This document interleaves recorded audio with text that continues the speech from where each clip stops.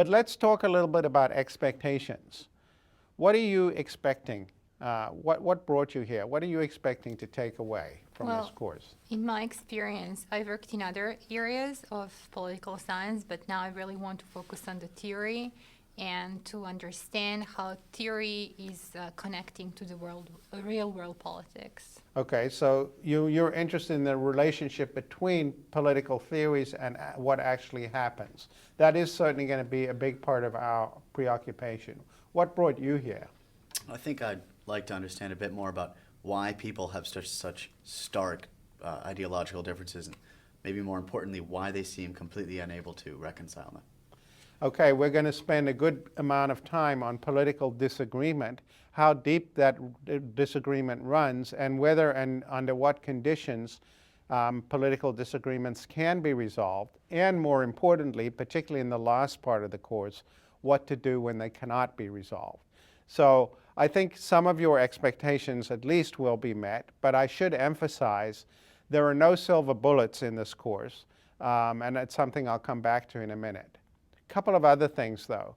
First of all, no prior knowledge is presupposed in this course.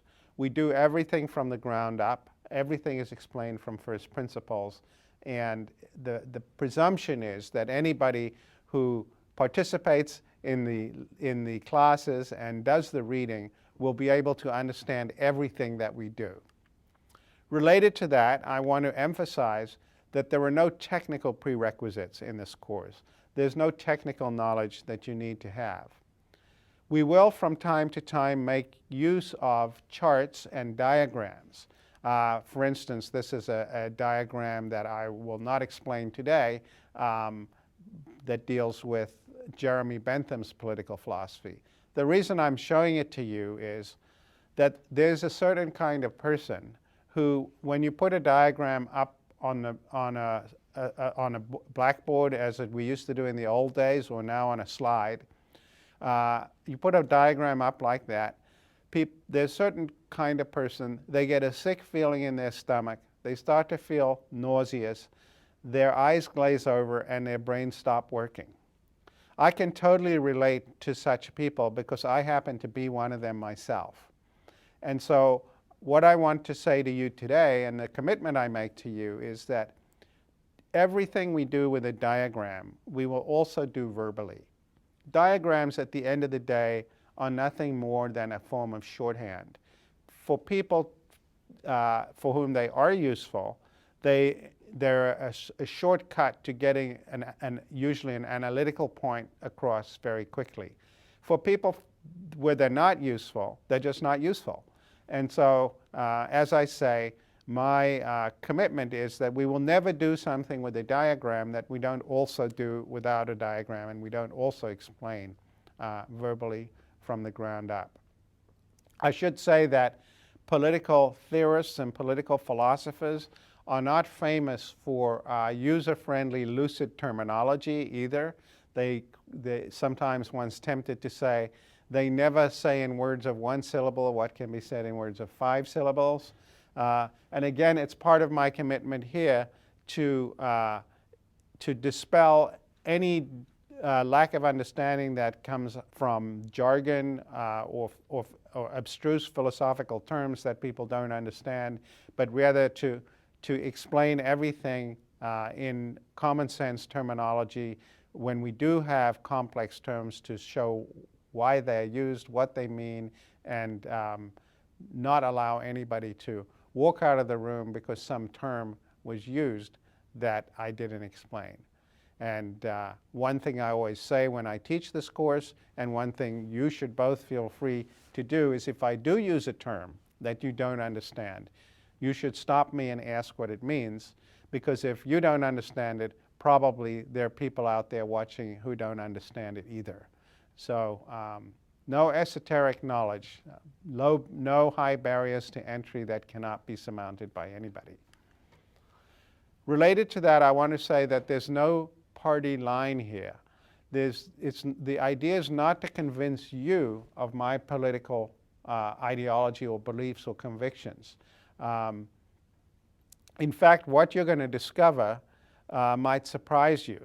If I were to say to you, who is the most radical political thinker of the last generation, who would you naturally reach for? Probably Marx. Yeah. Probably Marx. People tend to think of Marx as a very radical figure, communism as the most radical alternative to democratic institutions, and so on. One of the things you're going to learn here is that actually Marx is not particularly a radical thinker, that many people who you might think of as less radical than Marx in some ways are more radical than Marx. And indeed, I think I'll say something now that you might find quite strange, but I don't think you'll find strange by the end of the course, which is that where somebody stands on a left-right spectrum, from liberal to conservative, as we use those terms in America in the 21st century, where they stand on that continuum is probably going to be the least interesting thing about them. There are going to be many more interesting things about them, and which will reveal, for instance, Edmund Burke, who's often thought to be a conservative, as in many ways a much more radical thinker than any of the Enlightenment thinkers, including Karl Marx. But all that's for the future.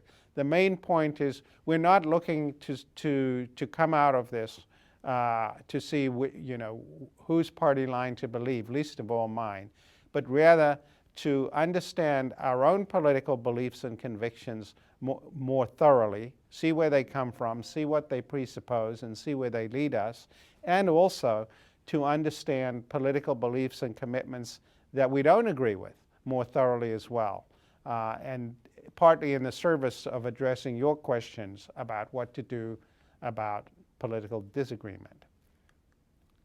No silver bullets.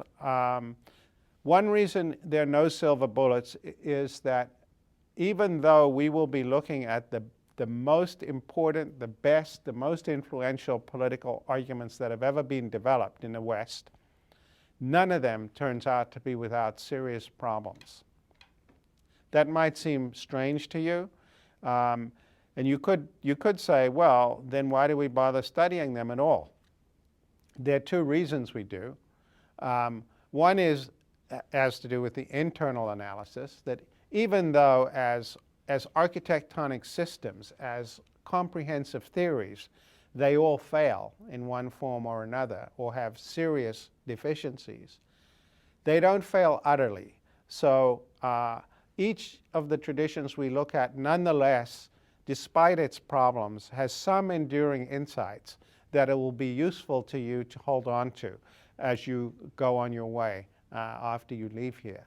So they're not utter disasters, if you like. They have some partial insights that are worth knowing about. But then secondly, having to do with external analysis, one of the reasons we study these ideas is that they are the most important in an ideological sense. They are the most important ideas that have shaped political thinking in the modern West. So why they've had this enormous power and why they've been so captivating to so many people is something worth understanding independently of whether they actually add up in the ways that their proponents think they do as philosophical arguments. This course is taught from a point of view, namely my point of view. Even though it's an introductory course, it does reflect my own philosophical commitments and to some extent my own philosophical agenda. That will become obvious as we go along, and particularly in the last part of the course. So one reasonable reaction to that any person might have is that is very arrogant on my part, that it reflects a kind of hubris. I mean, after all, here we are studying the greatest thinkers in the Western tradition over the last several hundred years, and I'm talking about my views as well. And you might say, where does this guy get off? Who does he think he is? And let me just tell you a little story to put that concern in context.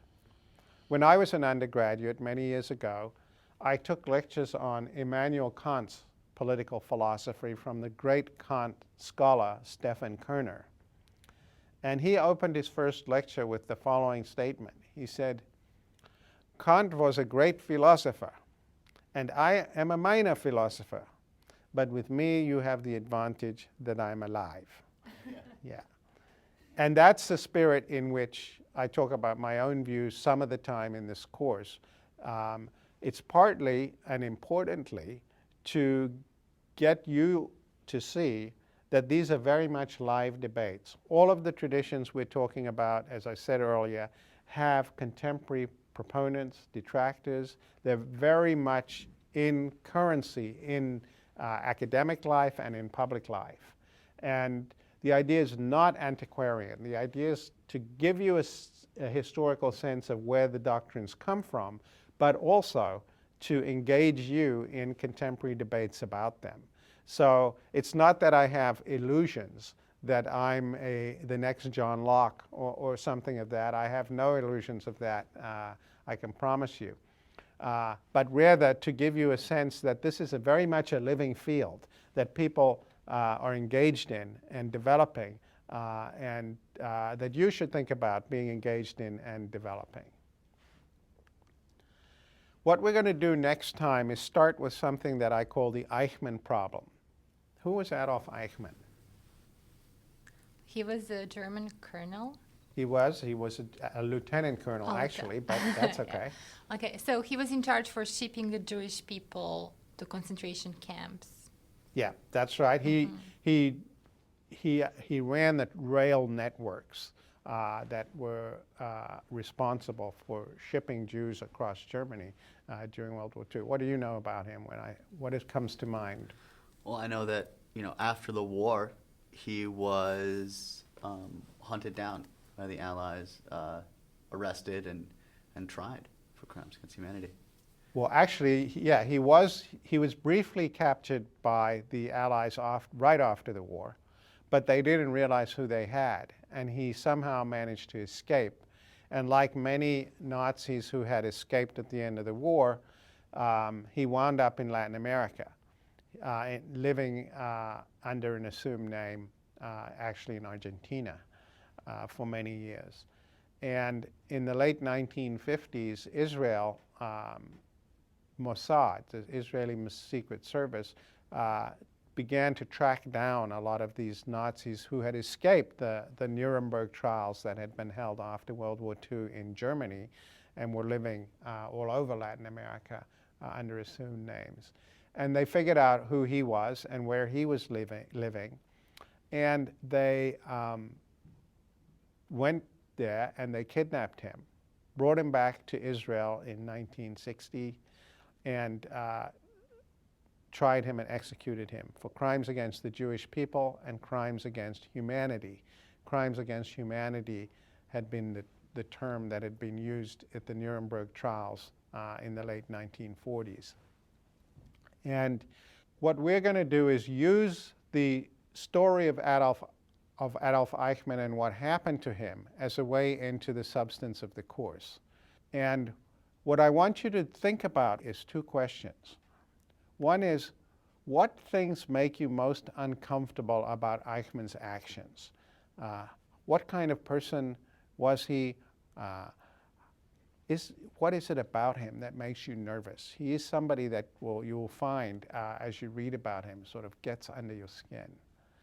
But then also, I want you to think about what two things make you most uncomfortable about the events surrounding his apprehension, trial, and execution.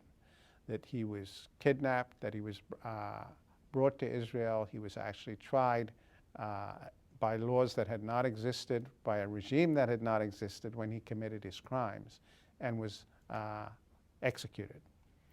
And think about the two things that make you most uncomfortable about that. And we'll start with those issues next time.